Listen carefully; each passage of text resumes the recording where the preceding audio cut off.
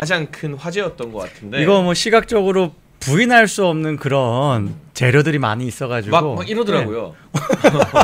아니 그래도 일국의 대통령인데 막 이렇게 하니까 내가 이재명을 진짜 싫어하지만 대한민국이 얼마나 국격이 떨어졌으면 이렇게 손가락질로 지칭을 당해야 되나 대통령이. 너무 아찔한 게 손가락 찔릴까봐 걱정했어요. 근데 뭐 그거를 아들은 뭐 젓가락 얘기도 하고 그러는데 손가락을 찌를까봐 걱정이 많이 됐습니다. 아니 그거를 좀 현장에서 뭔가 항의를 하던가 아니면 좀 위트 있게 같이 진짜 정색하는 게 아니더라도 이렇게 하면서 영어로 한두 마디 하면서 뭔가 풀든가 이런 인싸적인 모습을 보여줘야 되는데 그 되잖아요 보면.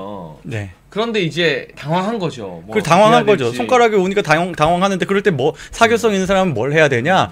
얼른 통역한테 저 사람하고 대화할 자리를 만들어라는 식으로 얘기를 하겠죠. 본인이 그러니까 영어를 못하면 스몰 토크로 끼어들면 되는 건데. 지금 소리가 안 난다고. 네.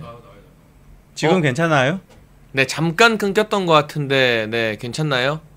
아, 화면이 왔다 갔다 하면서 소리가 꺼졌다 켜졌다 하나? 네, 네. 예, 괜찮으면 계속 진행하겠습니다. 네, 네. 아무튼 그래서 지금 온라인상에서는 각종 네티즌들의 추측하기 게임이 막 시작되고 있어요. 그러니까 뭐라 했을까? 그림 자체가 손가락질하면서 뭐라 하고 마크롱이 예. 약간 뭐 별거 아니야 신경 쓰지 마 이런 식으로 그냥 중간에서 넘겨버리잖아요. 마크롱이 웃음 지으면서 이렇게 따봉을 날리잖아요. 이제 참 대한민국 좌익들 개딸들은요, 자기 뭐 좋을 대로 생각하려고 애를 많이 쓰는데 그런 장면 자체가 썩 유쾌한 장면이 아니에요. 그러니까 약간 뭐 얘기하자면 좀 일진들이 좀 이렇게 좀 불쌍한 애들 막 놀리다가 친한 척, 그러니까 겉으로는 막 이렇게 친구 같은 척 연기하고 막 그런 장면들도 있지 않습니까? 그런 것처럼 보이는 거죠. 그러니까 이게 소리 좀 키워달라는 분들이 있으니까 PD님 신경 써주시고요. 아마도 추측을 해보자면 제가 그 셰셰야? 마크롱이 그러면 이재명을 슥 보면서 너 신경 쓰지 마. 뭐 이렇게 우리끼리 이야기하자. 약간 이런 분위기가 아닐까 추측하는 분들도 많더라고요. 저도 제 SNS에 저걸 보자마자 바로 올려가지고 여러분들 100일장입니다. 대사 쓰세요. 쫙 하니까 정말 100명 넘는 사람들이 저걸 가지고 대사를 쓰는데 다 대동소이합니다. 왜냐 그 시각적으로 느껴지는 느낌이 있으니까요. 그러니까 저 세 사람이 다 그 누구도 이재명에 대해서 존중하거나 뭔가 챙겨주거나 하는 표정이 아니에요. 누가 봐도. 마크롱은 실제로 지난 히로시마에서 했던 G7에서 윤석열 대통령 눈 마주치려고 애를 이렇게 많이 쓰다가 말 걸려고 막 하고. 눈 마주치고는 굉장히 반갑게 인사를 했고 그 바로 다음 장면이 바이든은 바로 건너편 테이블에 있었는데 예, 거의 10m 넘는 곳에서 막 종종걸음으로 뛰어와가지고 악수를 하고 막 그런 장면들이 있었거든요. 이게 인싸는 다 그런 장면을 만들어냅니다. 그런 아우라를 풍기는 거예요. 그런데 그렇지 못한 사교력이 굉장히 떨어지는 사람, 저 사람은 대한민국에서는 저렇지 않을 텐데, 왜냐하면 자기가 가지고 있는 권력이라던가 뭐 여러 가지 영향력을 가지고 사람들을 막 이렇게 저절로 움직이게 만드는데 외교에 나가서는 그런 것들 하나도 택도 없습니다. 재밌는 댓글 몇 개 소개해 드릴게요. 가오라꽃님, 쟤하고 놀지마 이런 풍경이다 라는 거. 드래곤티브님, 대북 송금도 했대. 근데 얘 왜 왔어? 이런. 예, 뭐 제 대본은 이런 식이었어요. 네. 정말 전과 사범이다. 그래 그럼 좀 옆으로 딴 데로 가라 그래. 그 마크롱이 내가 이미 얘기했지 말 못 알아들어. 이런 식의 대사들을 다 사람들이 많이 쓰고 있어요. 그리고 어제 저희 멸콩 TV 쇼츠로도 만들어져서 화제가 됐는데 일본의 이시바 시게루 총리와 정상회담할 때 정말 어마어마한 굽에 하이힐을 신고 다니는 거. 그러니까 걱정돼요. 아니 약간 평범한 일반 상식을 벗어나는 외모 치장은 오히려 그게 컴플렉스 극복이 아니라 조롱거리가 되거든요. 그러니까요. 키가 작아도 당당하게 딱 서 있고 할 말하고 당당한 외교를 하면 아무도 뭐라 못하고 무시를 못합니다. 지금 G7에 모여있을 만한 어떤 그래도 그 발전한 나라들이잖아요. 문화적으로도 그렇고 그런 나라들에서는요 외모 집착을 이 정도로 하는 것에 대해서는 이상하죠. 이게 그냥 뭐 좀 특이하다가 아니라 경멸해요. 그리고 경멸합니다. 서양은 외모에 대한 칭찬 같은 것도 하는 게 결례예요. 다 그래요. 근데 지금 당연합니다. 뭐가 문제가 되고 있냐면 호주 정상과 만나서 회담을 하는데 내가 그때 전화로 들었던 것보다 목소리도 더 젊고 잘생겼네요 라고 이재명이 말한 거예요. 목소리로 들었던 것보다 목소리로 생각했던 것보다는 훨씬 더 외모가 젊고 외모가 잘생겼다는 얘기를 실제로 통역도 그대로 해버렸어요. 근데 호주 정상이 아유 친절하시네요라고 하는데 표정이 되게 떨떠름해요. 그러니까요. 그러니까 그런 외모에 대한 언급이나 지적 자체가 칭찬이고 아니고를 떠나서 굉장한 결례거든요. 그러니까 좀 그런 문화권에서는 외모에 대해서 이야기하는 걸 어떻게 보냐면 지금 다 보면은 이런 사람들은 자기 능력으로 그 자리에 와 있지 않습니까? 네. 능력보다 외모를 관심 있어 한다라고 느끼고 불쾌해합니다. 그리고 특히나 이재명의 모습도 이재명이 그런 굽 높은 신발, 이게 단순히 남자가 조금 보정하기 위해서 살짝 했다가 아니라 거의 킬힐이에요. 킬힐. 그래서 이 사람이 의자에 앉으면요 그러니까 무릎이 높아질수록 불편하거든요. 발이 이렇게 돼요. 예, 이게 의자는 전부 다 종아리 길이에 어느 정도 맞게끔 되어 있는데 그것보다 훨씬 더 길게 보정을 하다 보니까 다리가 이렇게 올라가니까 무릎이 꺾여요. 제가 화면에 못 보여드려서 죄송합니다. 그런 모습 자체가 쟤는 정말 그러니까 이 신체적으로 조금 못난 것에 대해서 전혀 거기 조롱하거나 비하하지 않죠. 우리도 마찬가지죠. 맞아요. 네. 그런데 그걸 감추기 위해서 하는 모습이 지나치게 우스꽝스러운 그 외모에 집착하는 모습이어서 한심한 거고 그게 천박한 거예요, 사실은. 예. 그래서 많은 분들이 댓글 달아주고 있는데요. 한동훈한테 신발 추천받은 거 아니냐. 네, 대체 비슷해요. 그런 키높이 구두는 어디서 사는 거냐. 그러니까 국민 추천제도 한동훈과 이재명의 공통점이고 저런 기괴할 정도의 킬힐, 발목이 지금 댓글 보면 뽀사질 정도의 각도가 나오는 하이힐 키높이 구두는 또 한동훈과 이재명의 또 하나의 공통점인 것 같다. 이런 비정상적인 외모 집착과 기괴할 정도의 컴플렉스를 가리기 위해서 오히려 더 드러내는 게 저희가 단순히 외모 가지고 뭐 키 가지고 놀리는 게 아니라 그거에 집착하고 비이성적인 모습을 보여주기 때문에 그게 정치 지도자감이 아니다. 더더군다나 대한민국을 대표하기에는 상당히 부적절하다라는 이야기를 드리는 겁니다. 우리가 이재명에 대해서 좀 뭐 비판을 해왔던 거는 이재명이 정치적으로 문제를 나타낸 지 오래됐기 때문에 오랫동안 이재명에 대해서 비판했지만 우리가 뭐 못생겼다 한 적 있습니까? 키 작다고 한 적 있습니까? 그런 걸로 안 놀렸죠. 예. 네. 이 지금 킬힐을 말도 안 되는 걸 신는 것 자체는 이거는 다른 나라 정상들 보이기에 참 불편하다, 창피하다라고 이야기하는 것입니다.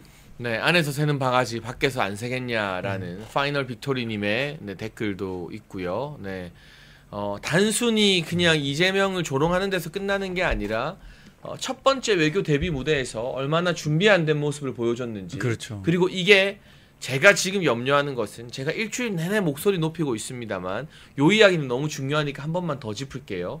이 G7을 통해서 대한민국이 우리 쎄쎄 아니야. 우리 친중인 거 너네 오해야. 우리 그래도 한미동맹 위주야라고 말하는 계기가 됐어야 됐거든요. 그래야 되는 거예요. 그걸 위해서 굉장히 노력을 많이 해야 되는 사람입니다. 왜냐하면 의심을 받고 있기 때문에. 그러니까 그거를 미국이 한 번에 안 믿어줘도 G7 국가들이 뭔 소리야 너 쎄쎄잖아라고 해도 아니야 우리 유럽 편이야 우리 미국 편이야라는 걸 보여주는 외교 행사가 됐었어야 돼요. 그러니까 우리가 이재명을 싫어하더라도 대한민국을 위해서라면. 네네. 그런데 진짜 결정적으로 이제 G7이 다 끝나고 이재명이 왔잖아요. 네. 이 G7이 오히려 야 대한민국 진짜 반미국가 됐구나. 그러니까. 친중국가 됐구나라고 오히려 더 의심의 낙인을 찍는 결과가 된 것 같아요. 심지어 이거 있기 전에 외교부에서 공식으로 나간 이건 영어 버전도 나가거든요. 외교부에서 했던 게 이스라엘이 이란을 공격한 것에 대해서 우려를 표하고 규탄한다라는 표현을 썼어요. 그거는 정말 시대의 삽질이죠. 이거는 외교에서 그 표현은 가장 적대적인 표현이거든요. 어떤 그 나라가 스스로 판단해서 한 일에 대해서 규탄한다는 거의 우리가 적대적인 국가들한테만 하는 거예요. 우리가 평소에 친분이 있다라고 생각하는 나라에 대해서는요. 표현 수위가 아예 달라요. 아니면 돌려 말하거나. 근데 지금 대한민국은 아예 레드팀에 섰다라고 표현을 들을 정도로 어떤 팀? 북한, 중국, 러시아의 이란이거든요. 그 편에 지금 섰다라고 판단이 될 정도의 강한 비난이었습니다.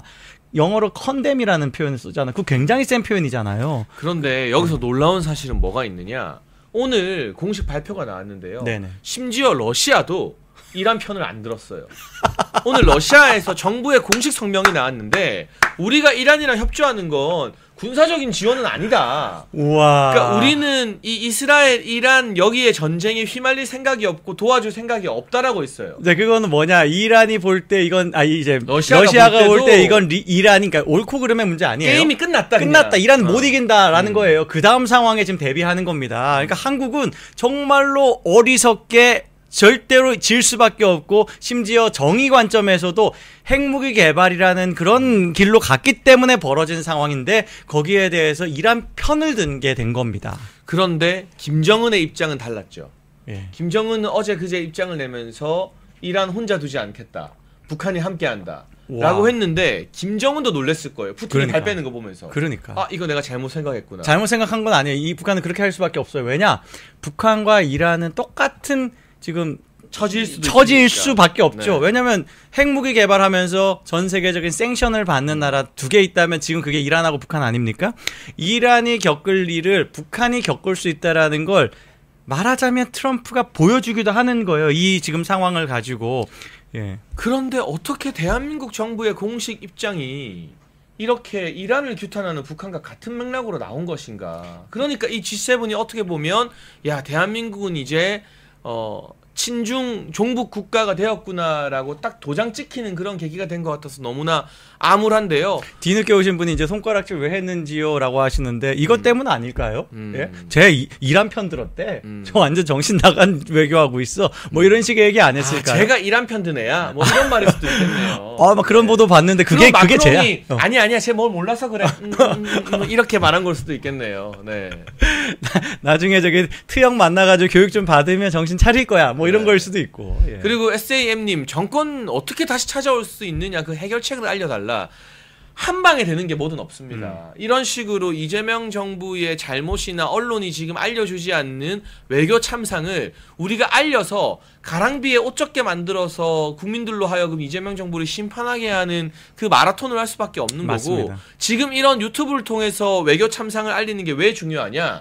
조선일보를 비롯한 여러 언론들이 이재명 외교 잘했다라고 막 띄워주고 아부하고 그러더라고요. 좀 충격적이에요. 이번에 그 뭐 G7 갔다 온 거를 합격점 이런 식의 표현을 하더라고요. 대체 뭐가 합격이라는 거지? 저는 조선일보가 그러고 있는 것 자체가 정말 충격적인 게 우리가 합격이라고 이야기하려면 얼굴 도장 찍은 게 아니라 성과가 있어야 되는 거예요. G7에서 일단은 메인 미팅에서 뭘 했는가도 따져봐야 됩니다. 그러니까 그 메인 미팅이라는 건 어차피 우리는 G7은 아니니까 16일 날은 말고 17일 날 확대 정상회의에서 이재명이 주도적으로 적극적으로 뭔가 아젠다를 냈는가 이걸 볼 필요가 있는데 제가 한 달 전에 봤던 뉴스에는 뭐가 있었냐면 이 G7에서 아마 북한의 암호화폐 해킹에 관련된 문제를 다룰 것이다. 국제사회가 연대해가지고 그걸 같이 막아내는 방법을 논의할 것이다 라는 보도가 있었습니다. 네. 그리고 불과 일주일 전에 11일에 이시바가 이걸 발제할 것으로 지금 예상되고 있다라고 하고 있어요. 아니 지금 그런 식으로 우리가 수동적으로 볼 게 아니라 북한의 문제는 우리나라 문제 아닙니까? 이재명이 만일 그 확대 정상회의에서 그걸 발제를 했으면 이거 저도 인정할 수 있는 성과가 되는 거예요. 그런 거 하는 겁니다. 같이 앉아가지고 사진을 찍었는데 그 지금 호주의 알바니지가 웃었어. 영국 총리가 화기애애했어. 막 같이 일하길 고대하고 있었대. 이시바가 이렇게 또 활짝 웃었어. 뭐 이런 식으로 지금 그걸 마치 외교적 포인트인 것처럼 이야기하는 건 정말로 저질 중에 전 세계에서 그런 식으로 보도하는 언론이 없어요. 이런 부분을 문제 삼아야 되거든요. 왜 이재명은 아무런 역할을 하지 않았냐. 왜 북한에 대해서 이야기 나올 법한 자리에서 전혀 그런 얘기를 안 했냐. 왜 안 했겠습니까? 심지어 저는 안 한 게 아니라 이런 조율을 했을 것 같아요. 지금 제가 말씀드렸던 그 한 달 전에 보도 같은 것들에 대해서 이재명은 우려했으려나? 그래서 해당하는 회의에서 그런 얘기가 아예 안 나오도록 조율했나? 뭐 그런 의심까지 듭니다. 왜냐하면 그 일이 안 벌어졌거든요. 암호화폐로 검색해도 아무런 기사가 안 뜹니다. 그러니까 이게 대한민국 정상이 G7을 갔다 왔으면 대한민국이 주도하는 아젠다 메시지 한 줄 정도는 나와야 돼요. 반드시 나와야 돼요. 예를 들면 뭐 북한의 비핵화에 대해서 협조를 얻었다. 뭐 이런 것들이 나와야 되는데 우리는 아무런 메시지가 없이 뜬금없이 이스라엘 규탄하다가 G7 공동 성명으로 이란 규탄하는 완전히 180도 다른 G7의 7명의 정상이 다 같이 일치 단결해가지고 공동 성명이었죠. 이스라엘에 대해서 절대적으로 지지를 하고 이란에 대해서 규탄하는 성명을 냈습니다. 우리와 정반대로. 이게 이런 게 외교 참사인데 이런 걸 지적을 안 한다고요? 정말 이상한 게 지난주 금요일 날 나온 외교부 성명이거든요. 이스라엘에 대해서 나온 그렇죠. 거. 네. 그거 제대로 지적한 언론이 없습니다. 그러니까 이 멸콩 TV가 제일 난리치고 있어요. 그거 관련해서. 예, 뭐 저도 저 나름대로 하고 있고 지금 유튜브 대한 매체들이 하고 있지 기성 매체가 그걸 언급을 안 해요. 그건 그러니까 이상한 일입니다. 이게 뭐 이재명의 직접 메시지가 아닌 외교부 논평이라 해도 외교부 대변인의 공식 논평이었는데 그럼 정부의 입장이 되는 거잖아요. 정부 입장이죠. 그리고 또 누가 나섰느냐? 추미애가 나섰거든요. 추미애가 이스라엘 규탄하는 메시지를 페이스북에 올렸어요. 그리고 추미애는 심지어 그 메시지에서 미국도 까요. 제가 이거는 좀 조심스럽긴 한데 뭐 캡처가 돌거든요. 이재명이 약 한 11년 전쯤에 스타벅스 불매해야 된다는 취지로 글을 올려요. 아, 그런 글이 있나요? 그 내용이 뭐냐면 스타벅스의 커피를 마시면 그 중에 일부가 이스라엘이 팔레스타인에 쏘는 백린탄과 총포에 그 돈이 쓰인다라는 식의 그 올린 적이 있습니다. 트윗을. 그걸로 지금 캡처가 돌고 있는데 저도 그게 너무 황당하고 말이 안 돼서 뭐 성남시장 시절인데 그걸 왜 쓰나 그럴 리가 없지 않나라는 생각에 막 열심히 검색을 해도 뭐가 나오냐면 자기가 트윗을 하면 자기가 트윗을 삭제는 할 수 있죠. 그럼 검색이 안 뜨죠. 똑같은 그렇죠. 키워드를 넣어도. 근데 리트윗한 거는 그대로 검색이 다 되죠. 남아있구나. 네. 재명 리, 그 이재명의 트위터 계정 이름이 딱 박힌 리트윗들이 아직 10수개가 검색이 되더라고요. 그러면 이게 이재명이 썼을 가능성이 꽤 있어 보인다라는 의심이 듭니다. 그렇다면 이재명은 아예 오래전부터 두 자릿수 해 전부터 이 이스라엘에 대해서 굉장히 반감을 가지고 있는 사람입니다. 그건 좀 확인해봐야 되는 거죠. 확인은 필요합니다만. 네. 예. 그런데 평소에 워낙 반미적인 메시지를 많이 내왔었잖아요. 원래도 그랬죠. 이재명은. 예. 그런데 지금 제가 문제 삼는 것은 김병기 민주당 신임 원내대표가 이재명 실용 외교 진수 보여줬다. 정상 외교 복원했다. 그러니까 민주당 의원들이 민주당 지도부가 이렇게 딸랑딸랑거리는 건 놀랍지 않아요. 그런데 이런 딸랑딸랑거리는 기조를 다른 언론들이 따라가고 있다는 거. 언론들이 거기에 대해서 지적을 잘 안 한다는 부분. 그러니까 아무리 허니문 기간이라고 하지만 우리가 이스라엘 이란 관련해서 완전히 180도 다른 엇박자를 낸 것은 적어도 조선일보라면 좀 지적해야 되는 것 아니냐. 그럼요. 그런 부분에 대해서 지금 언론들이 보수 언론이라 불리는 것마저도 이재명한테 쫄아도 너무 쫄아 있는 거 아니냐라는 생각이 든다는 거죠. 이런 상황이라면 결국 이제 여러분들이 의지할 것 대한 매체밖에 없다라는 생각이 듭니다. 이게 지금 김명기가 한 발언 중에는 이제 정상 외교 복원이라는 표현도 있지만 실용 외교 진수라고 이야기해요. 이거는 제가 오늘 아침에 또 재방송에서도 중요하게 다뤘던 내용인데 실용 외교라는 거는 성과가 있어야죠. 실질적인 어떤 그 뭔가 서로 간에 뭐 그래도 우호 증진이라도 그렇죠. 실질적으로 있어야 되는 거잖아요. 그냥 아유 내가 당신 너무 축하드립니다. 이거는 외교적 수사입니다. 아무 의미가 없는 말이고 그걸 타이틀 잡아가지고 기사 쓰면 정말 이건 하찮은 언론이 되는 거고요. 실용 외교의 진수를 보여줬다라고 이야기하려면 어떤 걸 이야기해야 되냐. 이재명이 분명히 말했습니다. 이시바 만나가지고 우리가 가지고 있었던 차이를 극복을 하고 미래로 나아가자라는 표현을 했어요. 이거는 실용 외교가 아직은 아니에요. 실용 외교로 갈 수 있는 방향성이 될 수 있습니다. 그럼 그 다음에 이재명은 어떤 실질적인 실용을 위해서 뭘 해야 되냐? 후쿠시마 처리수 국제사회와 우리도 가치를 공유해서 너네들에게 더 이상 문제 삼지 않겠습니다라는 정도의 입장 변화가 나와야 돼요. 왜냐하면 이재명은 후쿠시마 처리수에 대해서는 전 세계에서 가장 시진핑보다도 더 극악하게 반대를 투쟁을 이끌고 어마어마하게 많은 민주당의 현역 의원들 다 광장으로 나와가지고 피켓 들고 이순신 동장 앞에서 쇼하게 만들고 대한민국에서 그 시위로 제일 유명한 약간 시위계의 포레스트 검프 있잖아요. 박서군. 박서군을 국회로 불러가지고 같이 반일 어떤 투쟁을 했던 사람입니다. 심지어 제가 가장 끔찍했던 건 한 10살짜리 어린아이들 그 포스터 일본 규탄하는 포스터 그린 거 들고 와가지고 맞아요. 이재명 옆에서 그거 세웠어요.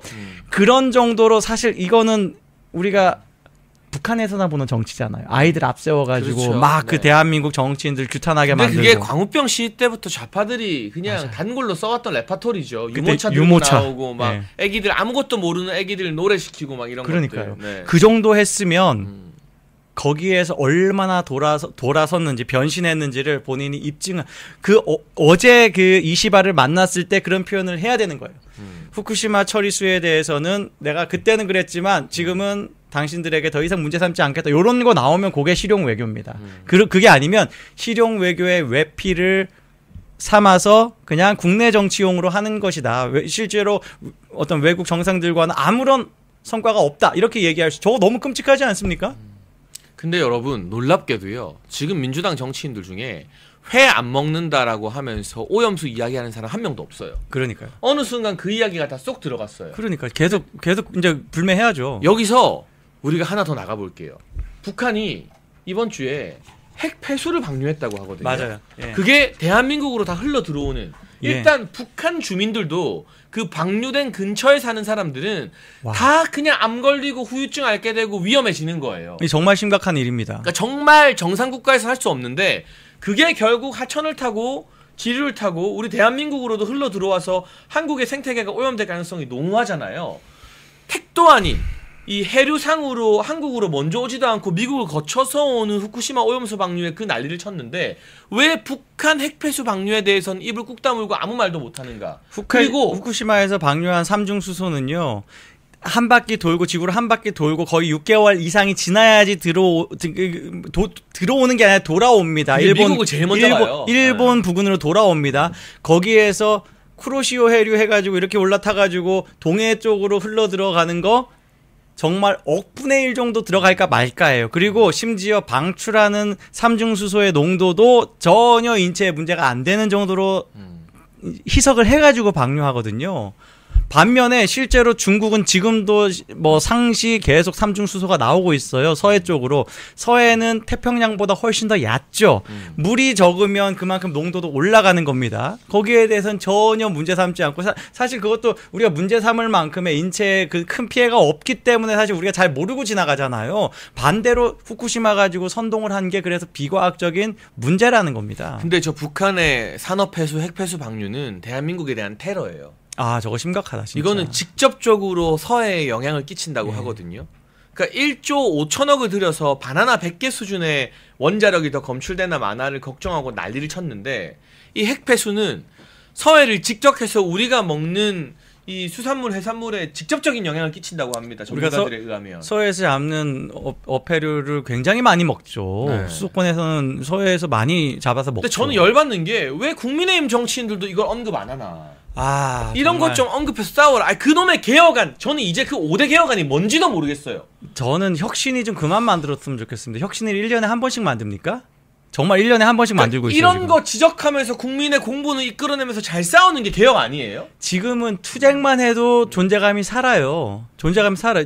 정말 지금 뭐예요? 우리 주진우 얼마나 뭐 사실 좀 그동안 저는 경멸해 왔거든요. 주진우 의원을. 국민의힘의 주진우. 왜냐 뭐 여러 가지 이유가 있죠. 그 중에서는 이제 한동훈하고 게시판 막 방어하고 했었으니까. 말도 안 되는. 근데 어쨌든 지금 김민석을 잘 때리잖아요. 잘 때려요. 그 의미가 있습니다. 그게 뭐 그 사람이 탁월해서라기보다는 사실 그 사람이 맡고 있는 그 보직 자체가 뭐 인사청문회와 관련해 맡고 있는 보직 자체가 있기 때문에 정보들이 그 사람한테 가죠. 그리고 그 사람이 이제 수사해본 경험이 있으니까 근데 뭐 일들을 어쨌거나 그 정도만 해도 내용이 나오면 되는 거예요. 근데 그 정도만 해도 국민의힘의 다른 그 무능한 밥만 축내는 식충인들보다는 밥값을 한다는 거잖아요. 그러니까요. 그러면 저희처럼 그 한동훈 밑에서 변호사 노릇하던 주진우 의원을 싫어하던 사람도 잘하는 건 잘한다라고 우리는 또 칭찬을 해준다고. 어쨌든 그 사람 언급해가지고 그 사람 페이스북에 쓴 거 한 번 더 알리고 얼마든지 그럴 수 있고 그런 게 다 정당이 살아날 수 있는 길이거든요. 그러니까 이재명 정부와 잘 싸우기만 해도 점수를 딸 수 있고 그게 개혁이고 저는 최선의 개혁이 투쟁인 것 같아요. 어떻게 보면. 거기에 북한 핵폐수 같이 좋은 소재가 어디 있습니까? 후쿠시마 가지고 난리쳤던 사람들 같이 나와라라는 식으로만 얘기해도 그들이 그동안 그 민주당이 가지고 있는 속성 그리고 지금 시점에서의 그 어떤 이중성 이런 것들을 드러내는 게 얼마나 설득력이 있냐고요. 그런 설득력 있는 싸움을 할 수 있다. 빨리 해라. 라고 말씀드립니다. 그래서 지금 굉장한 외교 문제들 북한발로도 막 오고 있고 민주당이 이렇게 딸랑딸랑 거려도 언론이 거기에 부안해동에서 동조하고 있는 것까지 우리가 막아내기 위해서는 여러분 멸콩TV뿐만이 아니라 여러 대한매체와 유튜브에서 언론이 막 뭐 극우다 뭐다 아무리 낙인을 찍어도 이런 팩트들을 언론은 제대로 보도를 안 해주잖아요. 그러니까. 종편에 방송을 안 해주잖아요. 예. 아이템이 안 나오잖아요. 그렇기 때문에 이 유튜브가 중요하다라는 말씀을 드리고요. 저 너무 맞는 말씀이에요. 폐수와 처리수를 구분 못하는 이상한 국민들이다. 이상한 정치인들이고 언론이죠. 예, 서해는 막혀 있어서 피해가 무조건 온다. 정말 맞는 말씀입니다. 그러니까 후쿠시마는 처리수라는 거는 그거는 굉장히 정화 작용을 거쳤다는 거예요. 예, 그걸 고도로 이제 처리를 해가지고 거기에 이제 방사선 물질들이 방사능 물질들이 거의 다 사라지고 유일하게 뭐 증발이나 이런 방식으로 희석되지 않는 삼중 수소만 남은 것, 그걸 물을 계속 추가해가지고 타가지고 희석해가지고 푸는 겁니다. 북한의 폐수는요 그냥 와장창 부어버리는 그냥 자기네들 그 핵시설에서 나오는 뭐 거기에서도 냉각을 위한 물이라든가 이런 것들 필요하잖아요. 그거 희석하거나 처리하는 과정 없이 그냥 와장창 부어버리는 거예요. 그런 거에 왜 목소리 안 냅니까? 반면 서해는 구조상으로 이게 동해나 태평양 연결되는 데보다 우리한테 훨씬 더 직접적인 영향을 주기 때문에 무조건 지금 드럼통 고양인 양용님 말씀처럼 미국에서 보내주신 것 같은데 우리한테 훨씬 더 피해가 오고, 이번에 북한의 핵회수 방류 이전에도 어떤 문제가 있느냐, 중국이 산둥반도 쪽에 우리 서해와 직결된 쪽에 원전을 막 수십 개를 때려 짓고 있어요. 지금 하고 있습니다. 그럼 거기서 나오는 이 처리수들이 계속 우리 서해 쪽으로 방류가 되고 있는 거거든요. 그러니까 지금 후쿠시마에서 희석해가지고 방류하는 그 삼중수소 농도보다 중국이 그냥 평소에 별 문제도 없이 그냥 뿌리는 그 물이 검증도 안 받고 걔네는 검증도 제대로 안 받고 삼중수소의 농도가 훨씬 더 커요. 심지어 대한민국의 그 원자력 시설에서 방류하는 것도, 그러니까 이거는 그냥 상식적인 비교가 되는 겁니다. 그만큼 후쿠시마에서 더 엄격하게 농도 관리를 해가지고 하고 있고 그 농도를 실시간으로 그 농도 용출하는 그 아울렛에다가 딱 그 탐지를 해가지고 실시간으로 농도 체크를 하고 있습니다. 그리고 IAEA에서도 그때 사람이 와가지고 점검을 하고 있어요. 교대로 순번을 정해가지고 그런 걸 하고 있고, 심지어 대한민국에서 아까 얘기했던 1.5조 1조 5천억 이걸 써가지고 뭘 했냐, 대한민국에 영향 끼칠 만한 그런 지점에 우리가 가가지고 심지어 일본의 외교적인 양해까지 구해가지고 일본까지 가서 거기에서 시료를 채취해가지고 검사를 하는 거예요. 한 번 유의미한 뭔가 우리가 우려해야 할 만한 수치가 나온 적이 없습니다. 그걸 위해서 1조 넘게 쓴 거예요. 정말 그러니까 이런 중차대한 문제에 대해서 우리가 입을 꾹 다물고 국민들한테 제대로 된 설명을 하지 않고 있는 현실, 언론이 이걸 다루지 않는 현실에서는 국민의힘 정치인들이라도 나서서 이런 메시지와 이런 아젠다를 띄워야 된다. 제발 좀 싸워라. 투쟁이 최선의 개혁이다라는 말씀드리고요. 큐브님 슈퍼챗으로 그때 유모차 시위에 타고 있던 애기들이 지금 MH 세대가 됐다. 이게 노무현 세대 뭐 이렇게 말하는 거 같은데. 그 노무현이 아니에요. MC 무현입니다. 아 그래요? 뭐 제가 그런 용어를 잘 몰라가지고. 요건 제가 좀 설명드릴게요. 네네네. 안 좋은 막 비하적인 용어는 비하적인 게 아니라 그런 건 쓰면 안 되기 때문에. 비하적인 게 아니라 이 친구들이 제일 뭔가 2030보다도 더 좀 우파에 가까운. 오히려 민주당 편이 아니라 보수라는 뜻인가요? 민주당을 더 비판하는 위치에 있는, 이재명을 더 비판하는 위치에 있는 아이들이 굉장히 많이 보여요. 진짜 저도 제가 사는 동네가, 제가 착각했네요. 저는 노무현 세대라고 받아들이고 그 유모차 애기들이 부모 영향받아서 지금 되게 민주당 지지층이 됐다 이 말인 줄 알았는데 그게 아니라 근데 이게 용어가 좀 안 좋은 사이트에서 쓰는 용어라면 저는 모르고 그냥 읽은 건데 아무튼 우리가 맞습니다. 그 용어를 쓰는 거는 조심하고 저희가 이건 진짜 몰랐어요. 공식적으로 쓰는 용어는 아닙니다. 이건 진짜로 몰랐고 저도 이제 설명을 위해서 말씀드린 거지. 우리가 막 그런 식으로 뭔가 뭐 비하를 하고 그런 건 전혀 아닙니다. 죄송한 말씀이지만 약간 위험한 용어나 저희가 방송에서 썼을 때 좌파들이 트집 잡을 수 있을 만한 용어는 제가 모르고 그냥 읽어드릴 수 있으니까 여러분 댓글에서 좀 자제해 주시면 좋겠어요. 그거는 그러니까 뭐 채팅창에는 몰라도 이 슈퍼챗은 또 읽어드려야 되니까 읽어드리는 것만큼은 좀 더 조심하셨으면 좋겠다라고 말씀드리면서 저게 근데 무시할 만한 이야기는 아닌 게 오히려 그 부모 세대들이 막 유모차에 데리고 가니까 그 왜 MBC 박성재 사장의 아들이 지금 자유대학하고 더 막 열심히 바로 그죠. 보수 우파 활동하는 것처럼 오히려 그 반작용. 젊은 세대 10대 20대들이 지금 보수 성향이 강해졌잖아요. 그게 그렇게 연결된다. 그러니까 그런 맥락인 이게 거군요. 이게 이제 뭐 여러 가지 이제 그 경험담이라든가 목격담 같은 게 올라와서 파편화되어 있어요. 그래서 일반화할 이야기는 아닙니다.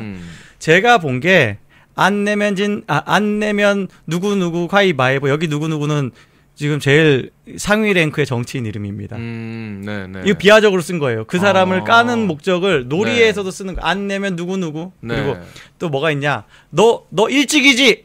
야 얘랑 안 놀아. 이런 식의 분위기가 전혀 좋은 거 아니에요. 오히려 아이들 사이에서는 전혀 좋은 거 아닙니다. 그런데 아이들은 순수해서 이런 거예요. 누가 봐도 범죄자잖아. 누가 봐도 그런 나쁜 말을 한 걸 나도 들었어. 약간 이런 식의 정서가 있으면 이게 자기들끼리 놀이에서 은연중에 나올 수밖에 없는 사실 안타까운 거죠. 애들이 뭐 정치를 가지고 그런 식으로 이야기를 하게 그런 사회가 정말 잘못된 거예요. 근데 어쨌든 좌파들이 아이들 이용하고 유모차 데려가고 초등학생들한테 막 구호 막 그리게 하고 하는 게 나중에 크면 다 반작용이 된다는 걸 우리 그 자유대학의 박준영 대표가 또 잘 보여주고 있는 거잖아요. 맞습니다. 그런 거기도 하고 지금 같은 아이들의 어떤 그런 분위기가 있으면 민주당 같으면 그거 막 오히려 막 더 부추기고 막 띄우고 막 애들 막 화면에서 그거 하게 만들고 그럴 것 같아요. 우파는 그렇게 안 하죠. 오늘 저희 중간 광고는요. 뭐예요? 바로 애국기업 명품 트레이더스 광고입니다. 보시는 것처럼 명품 가방인데요. 이 가방을 파는 게 아니에요. 네네. 지금 우리가 경제가 매우 어렵잖아요.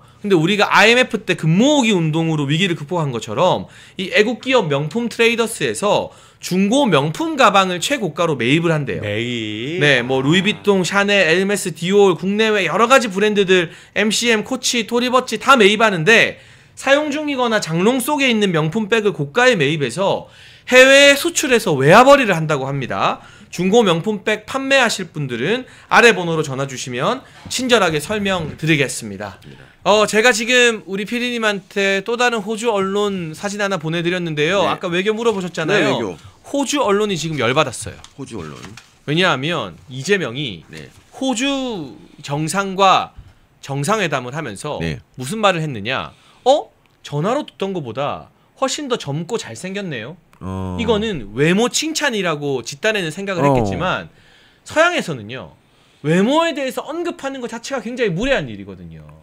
우리나라는 너 예뻐졌네, 잘생겨졌네. 그렇죠. 저희가 아까 서민 교수님 젊어졌어요 많이 하는데 이게 외국인들은 특히 서양인들은 굉장히 민감해요. 그 자체를 굉장히 무례하게 생각하고 그럼 내가 옛날에는 되게 별로였다는 거야? 그러니까 저 말도 어떻게 받아들여지냐면 전화할 때는 그럼 내가 되게 못생기고 늙은 사람인 줄 알았다는 거야? 이게 굉장히 무례해요. 그래서 저 호주 언론 사우스코리안 프레지던트 이재명이 대통령 이재명이 징을 했다. 이 징이 되게 사람을 긁는 농담 이런 걸 말하는 뜻이에요. 그리고 밑에 치키 잽이라고 했잖아요. 이게 날카로운 비평을 날렸다. 잽이 이거잖아요. 잽. 굉장히 까다로운 잽을 날렸다. 그러니까 이재명의 농담이 호주 총리를 긁었다. 그러니까 외교적 결례를 했다라고 호주 언론들이 지적하고 있는 원문 기사거든요. 이재명이 지난번에 성남시장 시절에 2015년인가 이제 대장동 팀 이끌고 뭐 성남시 사람들 이끌고 거기 호주 뉴질랜드 갔었잖아요. 거기서 그런 문화를 배워야 되는데 골프만 쳤어. 골프만 쳤죠. 골프 치고 딴짓만 하니까 모르는 거야. 백남도 소용이 없어. 같이 골프 친 김문기 처장님은 기억 안 난다 해놓고 호주의 자연은 아름답더라 이 이야기는 또 총리한테 한 것도 사실은 사람으로서 좀 그 유족들이 봤을 때 얼마나 가슴 아플까 하는 내용이었는데 이런 외교 참사 여러분 만약에 윤석열 대통령께서 외국 정상들한테 외모 지적이나 외모 칭찬했다가 외신이 저런 지적했으면 MBC가 메인 뉴스에 대놓고 때렸습니다. JTBC는 특집 만들었어요. 그렇죠. 예전에 기억나는 게 그거 엘리자베스 여왕 이제 사망했을 때 그때 이제 그 뭐 좀 차가 막히고 막 밀려가지고 그 뷰잉인가 이제 시신과 마주하는 그 절차를 못했단 말이에요.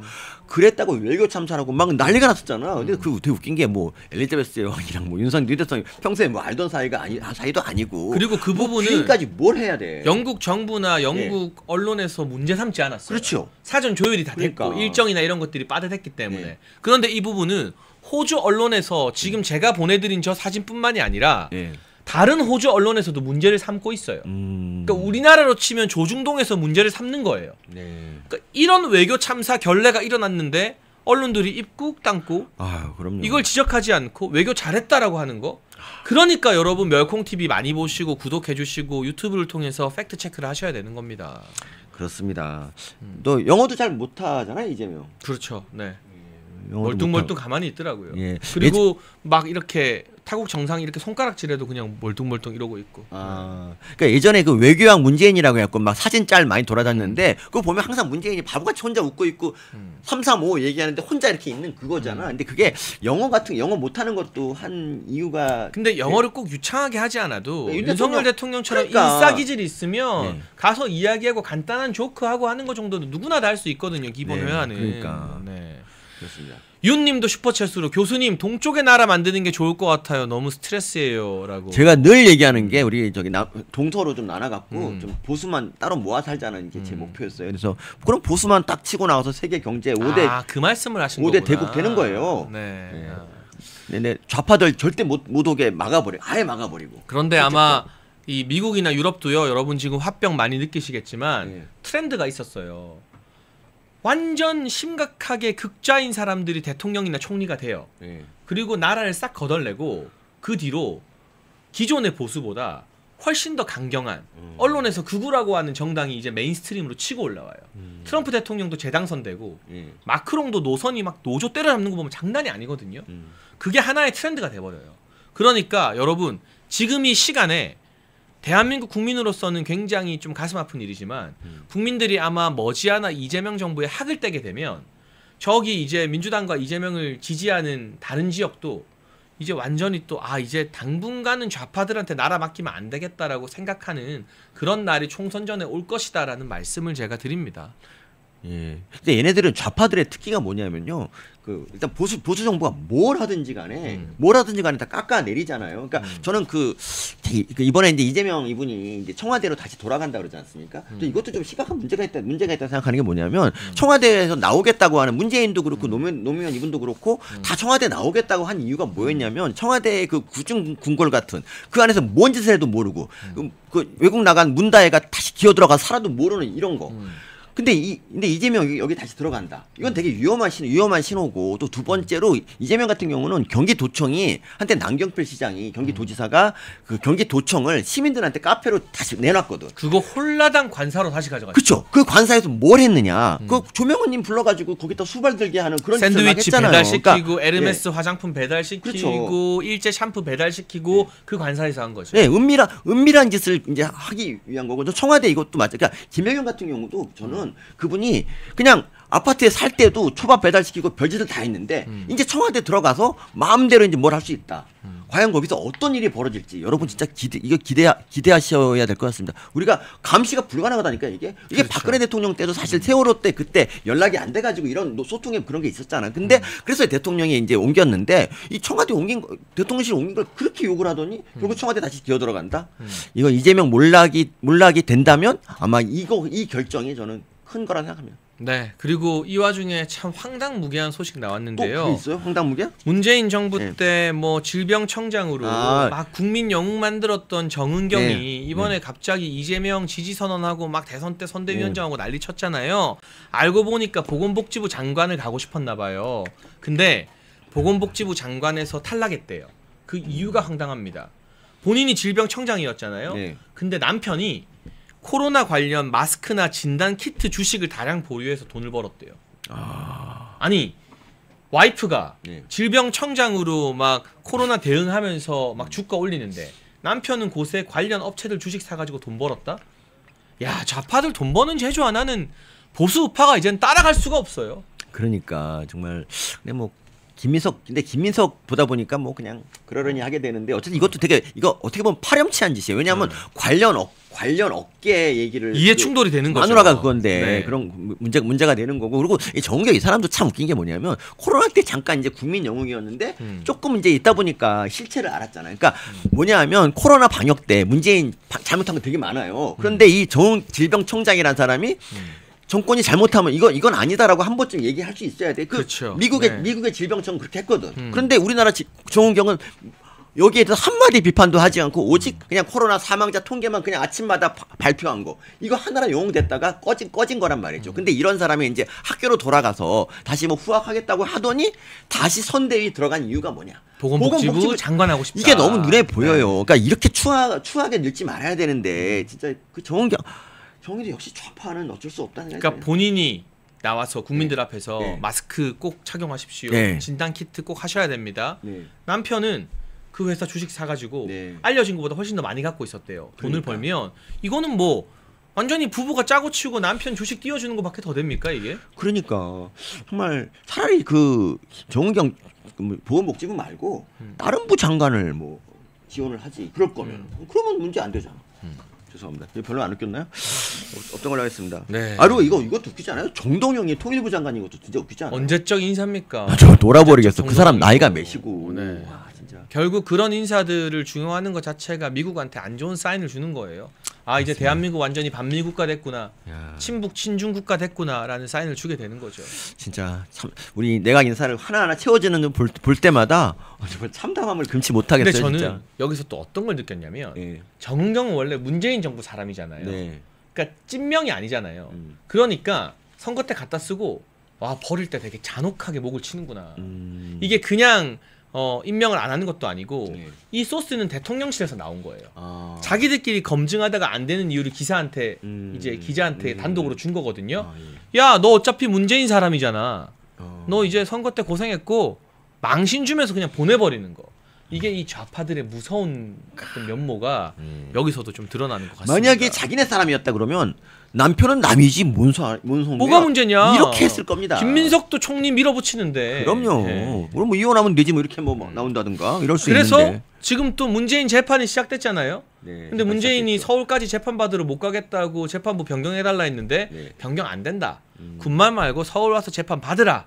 라는 판결이 또 사법부에서 내려온 것도 나름의 의미심장한 측면인 것 같아요. 문제는 이분이 국민참여재판 신청하지 않았나? 뭐 국민참여재판 신청했는데 그게 받아들여질지는 모르겠습니다만 근데 뭐 국민들이 참여하면 자기한테 유리할 거라고 생각을 하는 모양이에요. 그게 너무 웃긴 거예요. 국민들이 아직도 자기 편인 줄 아나. 문재인 정권의 실정은 사실 너무 많이 알려졌고요. 사실 이재명도 문재인 별로 안 좋아할 것 같은데 제가 보기에. 엄청 싫어하죠. 그럼요. 아니 그 이재명이 평산마을에 왔을 때 그 옛날에 감옥 가면 먹는 밥 차려주고 뭐 온밥인가 그렇죠. 장난 아니었잖아요. 서로 이재명 욕하는 트위터에 문재인이 좋아요 누르고 고양이가 그랬다 그러고 막 말이 됩니까? 그러니까. 패키가 트위터 하나요? 우리 패키는 좋아요 누르나요?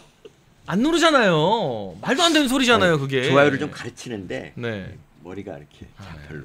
그러니까 살다 고양이가 좋아요 눌렀다는 핑계는 또 태어나서 처음 보는 것 같아요. 그러니까 말입니다. 어쨌든 그 고양이는 이제 사망했기 때문에 이제 더 이상 못 누른다는 거 알려드립니다. 네. 그리고 이 말도 안 되는 인사 하다 따지면은 끝도 없는데요. 아까 우리 교수님이 말했던 이종석 국정원장 후보자 이 이야기 하나만 더 할게요. 국민의힘 의원이 미국과 중국 관계 어떻게 해야 되냐 질문하자 이 풀도 뜯어먹고 저 풀도 뜯어먹고 다 뜯어먹어야 된다. 이 발언 자체가 미국 입장에서는 가뜩이나 이재명 너 쉐쉐잖아. 친중이잖아라고 지금 눈 치켜뜨고 지켜보고 있는데 야 국정원장을 저런 인간을 갖다 써? 미국과 중국이 똑같아? 우리는 동맹인데? 이거 완전 미국 입장에서는 대한민국을 못 믿게 만드는 발언 등이 우르르 쏟아지고 있는 셈이에요. 그러니까 그리고 한일 관계도 마찬가지인 게 한일 이제 문재인 때 한일 관계 최악이었지 않습니까? 근데 이제 그걸 이제 윤석열 대통령이 겨우 이제 뭐 복구시켜 놨는데 다시 이제 정권 바뀌어서 이재명이야말로 이제 뭐 한일 관계를 정말 잘 정치를 이용하는 그런 인간이란 말이죠, 외교를. 근데 그런 사람이 됐다 그러면 일본에서도 자꾸 우리나라 정권이 바뀌는 그런 거에 대해서 안정성이 없다고 해갖고 한일 관계를 굳이 잘할 필요가 있나 이런 회의가 될 것 같아요, 제가 보기에. 그럴 수 있죠. 그럴 수 있죠. 그리고 더구나 이재명은 더더군다나 뭐 반일로 먹고 사는 그런 사람이기 때문에. 그리고 저 와중에 국정원 출신의 민주당 박선원 의원은 이화영 대북 송금 사건은 조작됐다. 송금한 적 없다. 기록이 없다. 막 이러면서 이화영 편을 막 들고 두둔하고 나섰거든요. 얘네가 어디까지 가냐면 이제 민주당 의원들이요. 대법원에다 대고 김용이 이재명 오른팔이잖아요. 1심, 2심에서 다 유죄 나왔어요. 구속돼 있잖아요. 그렇죠. 거기에 중요한 증인으로 우리 멸콩 식구인 유동규 본부장님도 재판에 막 나가고 했는데 대장동 일당한테 뇌물 받아가지고 그거 뭐 이재명 대선에 썼는지 어떻게 썼는지 깜빵 갔잖아요. 이거 무죄로 풀어라. 무죄로 파기환송하라고 대법원을 압박하고 공식적인 성명을 냈어요. 아니 뇌물 받아서 감옥 간 사람을 무죄하라고 국회의원들이 이렇게 사법부를 압박해도 되는 겁니까 이게? 이거는 상권 분립에 아주 정면 도전하는 그런 거고 무엇보다 저는 박선원이라는 사람이 국정원 출신이라는 것부터가 우리나라 국정원 어디서부터 망가진 것인가 정말 헷갈릴 때가 많습니다. 정말 근데 이종석이 국정원장에 가게 되면 박지원이 국정원장 했을 때보다 더 불가역적으로 국정원이 망가질 수 있다는 게 진짜 큰 고민거리인 것 같아요. 참고로 박지원은 이제 그 뭐 서해 공무원 피살 사건 때 이제 그 출입국 거기 그 기록 보고 기록을 이제 고의로 폐기하는 바람에 이제 기소된 재판을 받고 있는 처지죠. 그런데 국정원이 참 국정원을 그렇게 사적으로 이용한 그런 게 바로 문재인 정권이라는 거고 이제 앞으로 그 이종석의 그 국정원 어떤 일이 벌어질까 좀 무섭습니다. 지금 안 그래도 뭐 대북 전단 있지 않습니까? 우리가 보내는 사실 대북 전단은 이미 헌법재판소에서 합헌으로 이제 뭐 이미 끝난 거란 말이죠. 표현의 자유라고. 그런데 이거를 지금 못하게 지금 막고 있잖아요. 근데 얘네들이 대북 전단 반대할 때 뭐 대북 전단이 원래 이런 거예요, 여러분. 거기다 뭐 돈도 좀 넣고 달러, 약 아스피린 같은 약 생필품 같은 것도 넣죠. 그런 것도 잔뜩 넣어가지고 애들이 그거 받으면 진짜 많은 도움이 되는 그러니까 북한 주민들 입장에서는 그거 하나 받아서 죽을 게 살아나기도 해요. 그러니까 그런 거를 갖다 반대하는 이유가 이거잖아요. 이게 뭐 북한까지 잘 날아가지도 못하고 다 바다에 떨어진다 하면서 뭐 쓰레기 된다 이러면서 반대하는 건데 아니 어차피 그 쓰레기 될 건데 왜 못 보내게 하는지도 잘 모르겠고 그리고 북한이 대북 전단에 대해서 왜 이렇게 알레르기 반응을 보이겠냐 많이 날아가서 북한 주민들의 그 마음을 흔들어 놓고 있기 때문이란 말이죠. 근데 참 이 대북 전단도 이제 앞으로 못하게 됐다는 거죠. 우리 저기 지금 탈북자 출신들이 지금 그 열심히 하고 있잖아요. 안타깝더라고요. 그거 이제 정권이 또 왜냐하면 뭐 확성기에 대해서는 여러 의혹이 있습니다. 여러 논란이 있습니다. 네네. 그게 북한이 가장 싫어하지만 또 접경 지역 주민들 불안이나 이런 것도 같이 고려를 해야 돼요. 장단이 있어요. 근데 대북 전단은 거기에 말씀해 주신 것처럼 생필품, 아스피린 뭐 이런 약 같은 거 그리고 1달러, 2달러 이게 그분들한테 진짜 큰 굶어 죽다가 살아날 수 있는 장마당에서 뭐 밥 먹을 거 살 수 있는 돈이잖아요. 그러니까. 근데 이거를 인위적으로 끊고 이미 헌법재판소였던가요? 이걸 중단시키는 대북전단 금지법은 위헌이라고 했어요. 그리고 재판도 다 없어졌어요. 김여정 하명법이었고. 근데 이걸 또 인위적으로 못하게 막는다? 이거는 북한 주민들을 죽음으로 내모는 일인 거예요. 맞습니다. 진짜. 그러니까 대한민국 국정원이 윤석열 정부 때 정상화시키려고 노력을 하고 그래서 실제로 민노총 간첩들 많이 잡아내고 청주 간첩단, 제주 간첩단 잡아내서 재판 붙이고 정말 잘 돌아가게 만들면 뭐합니까? 다시 그러니까. 문재인이 정권 잡으면 박지원 보내서 망가뜨리고 이재명이 정권 잡으면 이종석 보내서 망가뜨리고 그렇습니다. 그러니까 뭐 사람들이 이제 이종석 이분에 대해서 뭐 도로교통법 위반을 16번인가 했다 뭐 요거 이제 논란은 뭐 하시는데 그거는 격가지고 저는 진짜 이분의 그 친북 성향이 정말 문제고 친북이 국정원을 먹는다. 뭐 상상만 해도 끔찍한데 사실 국정원 중에 지금 많은 수가 지금 벌써 이미 저기 좀 문재인 정권 때 뽑은 사람들이 좀 문제가 좀 있긴 한데 이제 뭐 국정원 장이 이렇게 된다는 것도 다른 문제라는 거죠. 그리고 전재수 씨가 옛날에 뭐 청주 간첩단 사건 때 하던 얘기가 뭐였냐면 야 지금 시대에 간첩이 어딨냐 맨날 이딴 소리 했는데 이제 앞으로는 여러분 간첩이 없어질 겁니다. 왜냐면 우리가 안 잡을 거거든. 이 잡아야 간첩인데 간첩이 없어 이제 우리나라는. 그러니까 이제 안 잡고 냅두면 실제로는 드글드글 늘어나서 이게 또 다음에 우리가 정권 교체하잖아요. 우리가 정상적인 국정원 만들잖아요. 그러면 또 이번에 뭐 캄보디아, 베트남에서 공작금 받은 민노총 간부들 걸린 거 청주, 제주처럼 또 득식을 다 잡히는 거예요. 그때 가서 언제 교체됩니까? 빨리 그날이 왔으면 좋겠습니다. 올 겁니다. 여러분 무조건 옵니다. 우리가 지금 이재명 정부의 실정을 하나둘 역사에 기록하고 국민들께 알리는 게 가랑비에 옷 젖게 만드는 일이고 이게 쌓이면 한 방에 총선 때 훅 넘어올 겁니다. 근데 지금 좌파분들도 좀 생각해봐야 되는 게 지금 김민석 의혹 나오는 거 솔직히 니들도 좀 이상하지 않냐? 니들 좀 너무하다 싶지 않냐? 좀 생각해봐. 니네들도 좀 여긴 다 자유 보수 분들인데 왜 내가 여기서 이러고 있냐? 다 볼 겁니다. 염탐하러들 많이 와요. 보면 그렇죠. 쇼츠도 많이 퍼지고. 이게 저 따라다니는 분들이 있어요. 저 음해하는 애들이 있어요. 그러면 의학 채널까지 따라와서 막 욕하더라고요. 저도 어디를 가나 저 따라다니는 또 분탕들이 또 있어요. 또 자주 보니까 또 오래 보면 마음이 유한이 되지 않아요? 정도 들고. 그래 정들고 그런 거죠. 쓰는 거 보면 잘 안 됐다 싶기도 하고. 우리 애국기업 신화제약의 환신골드 광고 한 번만 하겠습니다. 환신. 한층 업그레이드된 환신골드 초특가 할인합니다. 1+1 우리 멸콩TV 시청자분들께만 한 달치 주문하시면 한 달치를 더 드리는 특별 이벤트 진행하고 있고요. 환신골드는 식약청이 인정한 건강 기능식품입니다. 면역력 증진, 피로 개선, 기억력 개선, 혈액순환, 항산화에 도움이 됩니다. 특히 밤에 화장실 자주 가시는 분들 환신골드 드시면 그런 일 뚝 끊기고 숙면하실 수 있습니다. 멸콩TV에서 자신있게 추천하니까요. 아래 번호로 전화 주문하셔서 1+1 특별 혜택 한 달 구매하시고 2달치로 여름철 건강 환신골드와 함께 챙기시면 좋겠습니다.